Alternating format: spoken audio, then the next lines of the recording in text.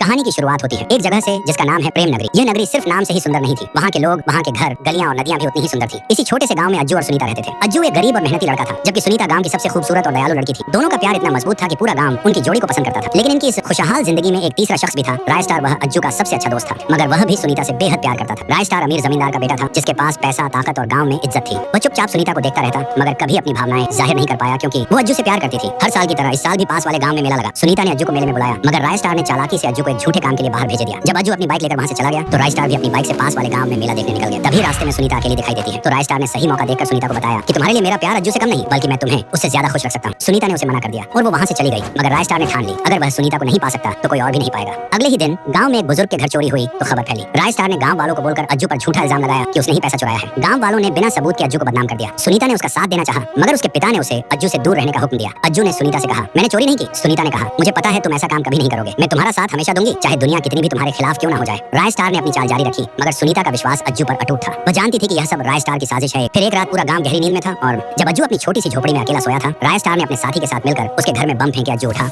और किसी तरह बच निकला। उसके लिए प्रेम नगरी में रहना मुश्किल हो गया। दर्द और निराशा से भरा हुआ अज्जू ने एक रात चुपचाप गांव छोड़ने का फैसला किया। वह सुनीता से मिले बिना ही गांव छोड़कर चला गया। जब सुबह सुनीता को पता चला कि अज्जू गांव छोड़कर जा चुका है, तो उसका दिल टूट गया। लेकिन उसने हार नहीं मानी। धीरे धीरे सुनीता ने और भी सबूत जुटाए। कई महीनों बाद अज्जू एक सफल व्यापारी बनकर वापस लौटा। उसने अपनी मेहनत से दूसरे शहर में नाम कमाया था। जब उसे पता चला कि रायस्टार अब भी सुनीता को परेशान कर रहा है, तो वो उसी समय अपनी लैम्बोर्गिनी से गांव आया और उसने रायस्टार के दोस्त को देखा, तो वो लैम्बोर्गिनी से उतरा और रायस्टार के दोस्त को 1 लाख रुपए देकर पूछा, वो चोरी किसने कराई। उसने बताया कि रायस्टार ने ही चोरी करवाई थी और आपको बदनाम किया था। तो ये सुनकर अज्जू आग बबूला हो गया। चारों तरफ धुआं धुआं हो गया, गोलियों की आवाजें, और जब धुआं छटा तो रायस्टार का दोस्त मरा हुआ नीचे पड़ा हुआ था। तो दोस्तों, अगर आप चाहते हो कि अगले पार्ट में अज्जू, रायस्टार और सुनीता के बीच का घमासान युद्ध देखना, तो इस वीडियो को 10,000 लाइक्स तक पहुंचाओ, तभी आएगा।